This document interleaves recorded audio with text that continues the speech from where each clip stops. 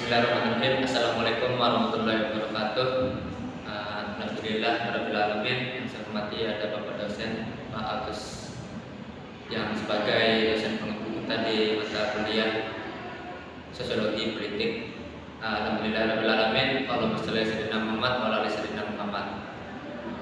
Kita berdua mengawali presentasi ini untuk memenuhi persyaratan sebagai mata kuliah untuk mempresentasikan hasil artikel berdua itu yang berjudul Internasionalisme Simbolik. Oleh karena itu kita mengawali dari saya dahulu. Saya memperkenalkan diri, nama saya Muhammad Ali Fajri dan saya Muhammad Bondan Setiawan. Kita berdua berkelompok untuk menjelaskan tema kita di video kali ini.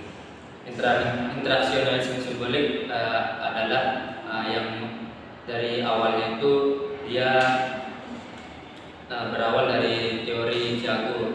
Jadi internasionalisme simbolik ini memiliki dua para ahli. Yang pertama itu yang bernama John Dewey sama Keles Horton. John Dewey dan Keles Horton ini dia membawa teori internasionalisme simbolik ini ke Universitas Mincan. Di sana kedua tokoh ini bisa memengaruhi tokoh yang bernama George Metz dan W.I. Thomas. Di sana dia mempengaruhi dan terlebih dalamnya juga G.H. Metz ini melaksanakan atau memperdalam teori internasionalisme simbolik ini. Oleh karena itu, pendahuluan dari internasionalisme simbolik ini adalah pusat interaksi yang dimana dengan banyak terlihat simbol-simbol melalui gerak tubuh atau vokal, sehingga internasionalisme simbolik ini memiliki simbol-simbol yang memiliki nilai-nilai tersendiri di sana itu. Itu dari sikap keseluruhan dari internasionalisme simbolik.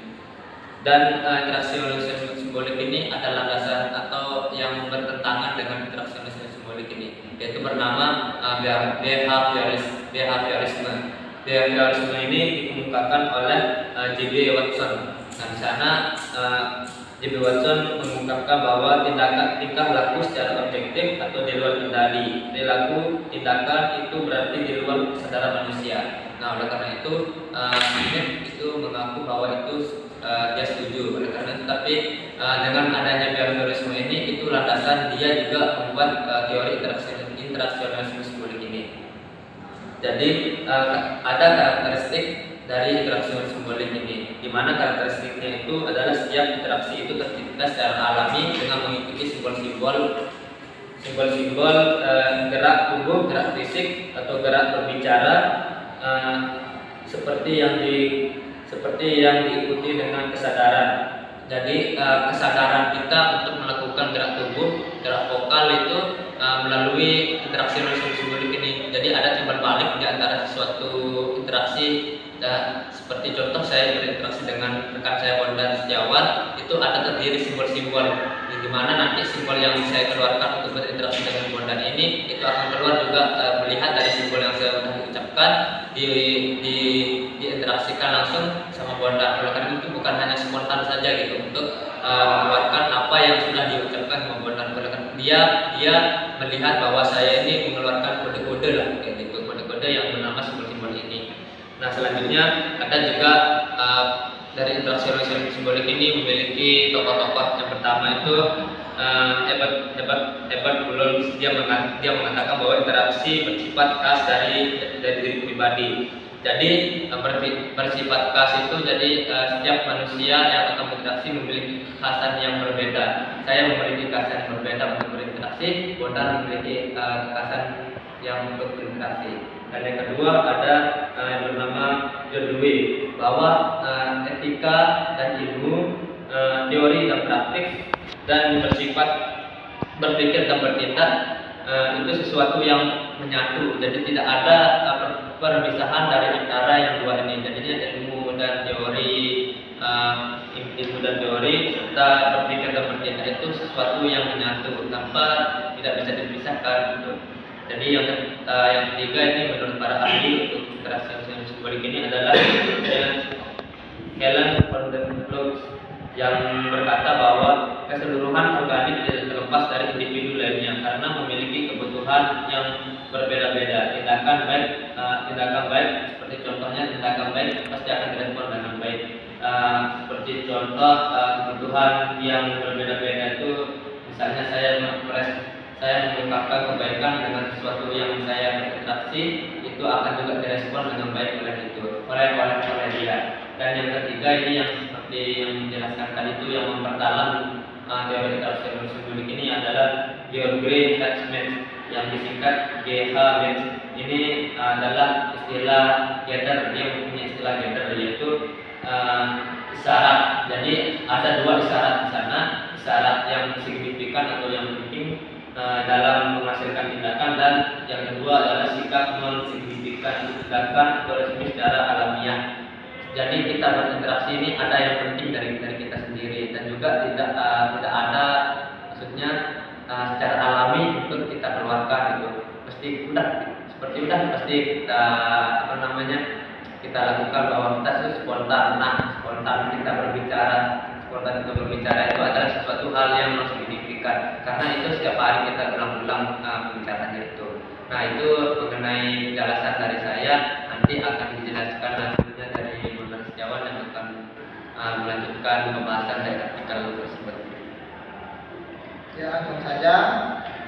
Proses kehidupan bermasyarakat dan interaksionisme simbolik digambarkan bahwa setiap individu dan unit tindakan terdiri atas orang tertentu saling mencocokkan kegiatan satu sama lain melalui proses interpretasi. Bentuk yang paling sederhana dalam proses kehidupan adalah menggunakan isyarat karena manusia mampu menjadi objek untuk melihat tindakan-tindakan seseorang yang melihat tindakannya. Menggunakan simbol yang berkomunikasi juga ditemui dalam proses berpikir subjek atau relatif. Proses relatif memang tidak kelihatan, tetapi imajinasi, kesadaran atau pikiran tentang diri. Smith mengatakan bahwa diri seseorang bisa juga ada relasi dari masyarakat. Contoh simbol dalam berkomunikasi. Simbol suara merupakan simbol yang dapat ditangkap oleh indera pendengar seperti ketukan pintu, teriakan orang, dan suara klakson dan lain-lain. Simbol gerak melambangkan anggota badan seperti menggelengkan kepala sebagai tidak setuju, menyentuh kepala sebagai merasa pusing, dan menunjukkan gigi jari sebagai menurut pilihan. Simbol warna misalnya pada lampu lalu lintas atau menggunakan warna hitam sebagai simbol kedukaan dan warna putih sebagai kesucian. Asumsi interaksionisme simbolik sebagai dasar berpikir yang dimana manusia selalu dikelilingi dengan simbol-simbol. Manusia memberi tanggapan terhadap simbol seperti juga tanggapan terhadap rangsangan fisik, misalnya seperti muka cemberut, marah, atau gembira. Unsur dari interaksionisme simbolik, pandangan behavioralisme adalah perilaku individu merupakan suatu yang dapat diamati dalam artian mempelajari tingkah laku manusia secara objektif atau melihat dari luar. Sedangkan Wirawan 2012 menulis pandangan Smith tentang interaksionisme simbolik adalah mempelajari tindakan sosial dengan menggunakan teknik introspeksi untuk mengetahui sesuatu atau makna yang dapat diberi dalam hal tersebut. Proses berpikir menjadi manusia jauh lebih efisien dibandingkan melalui proses belajar dengan cara coba-coba. Karena seseorang melakukan beberapa percobaan tindakan dalam bayangan, pikiran lebih cepat daripada mencoba-coba.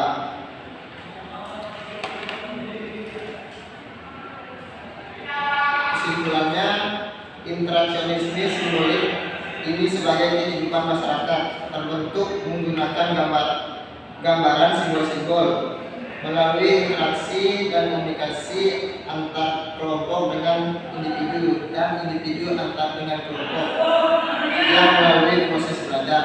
Mungkin sekian yang saya sampaikan. Saya kembalikan ke moderator Saudara Ali Fajri.